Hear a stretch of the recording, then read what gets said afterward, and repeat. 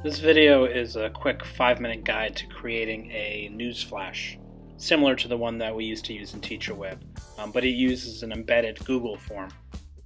Step 1 is to create the form. So in Google Drive, you'll click New, and then you'll look for Form or Google Form, depending on your version. The first thing you're going to do is to uncheck the box that says that it requires Halston login, because we want parents to be able to fill out this form. You're going to create a title for it, something like Email Newsflash or Contact Form, and then fill in your questions. The only three you have to have are what is your name, and then what is your child's name, just in case the name of the parent is not the same.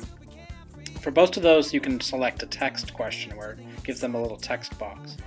You also should check the box that says Required Question to make sure no parent leaves this blank. A third question you could have, but it's optional, is to choose a section or a period number, or if you're a specialist, if you want to be able to email students with certain homerooms. And in this case, I'm doing choose from a list, which will give the parents a drop-down menu that they can pick from. Once you've put in all your choices, you click Done. And then the last question that everyone should have is, what is your email address?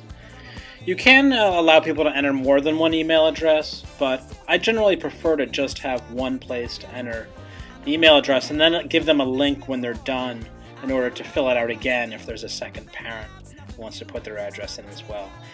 Again, remember to check required questions so that everybody does that. So you can see there's a show link to submit another response so that people can do it more than once. You can click View Live Forms. Now we can see what it's actually going to look like. It looks fine. And then if we view responses, this is the spreadsheet that it's going to complete. And that email address column is where you'll actually be grabbing email addresses. The next step is to embed this form in your website. So you're going to create a new page and call it something like Email Newsflash or Parent Contact Form.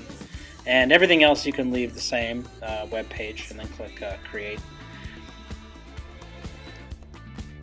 Once you're in the web page, you're going to go up to Insert, Drive, and then Form.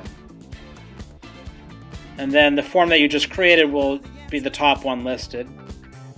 Check the box in the corner and then click Select. You're going to want to uncheck the title because their web page will have a title. I like to delete the width entry because that'll make it full width, and then set the height to about 800. This will fill up the whole page with the form. Then you're going to click Save, and you'll see that the form is embedded right in your website for parents to fill out. So I'm going to just fill in a couple entries so that we can look at what comes through. Again, you can have that optional section choice, and then have each person fill in their email address. Once I submitted it, it has a link to submit another response, so I can go ahead and do it again.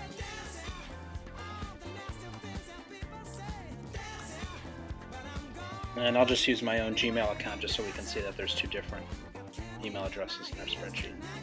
So if we go back to the spreadsheet, you can see that those email addresses have already been added. To get to the spreadsheet at any time, you can go into Google Drive and you'll see it listed in My Drive. The next step is to create a contact form with these email addresses. So we're going to go back to your email. I got to switch over to my Halston one. And you're going to click above the Compose button, Mail, and you'll see a drop down, and the second one down is Contacts. This is where we're going to create a contact group for these parents. If you scroll down to the bottom of that left side, click New Group, and then type a new name for this group for your email. Newsflash, if you're dividing by section, you can put that in there. Once you've clicked that, you'll see it listed over on the left with your other groups. There are no contacts in this group yet, so we want to add some. So we're going to go over and copy any of the email addresses we have in our spreadsheet, and then go back to our contact group, and there's a person with a plus sign. Then we can just paste in those addresses and click Add, and Google will divide them into separate entries so that you now have a contact group.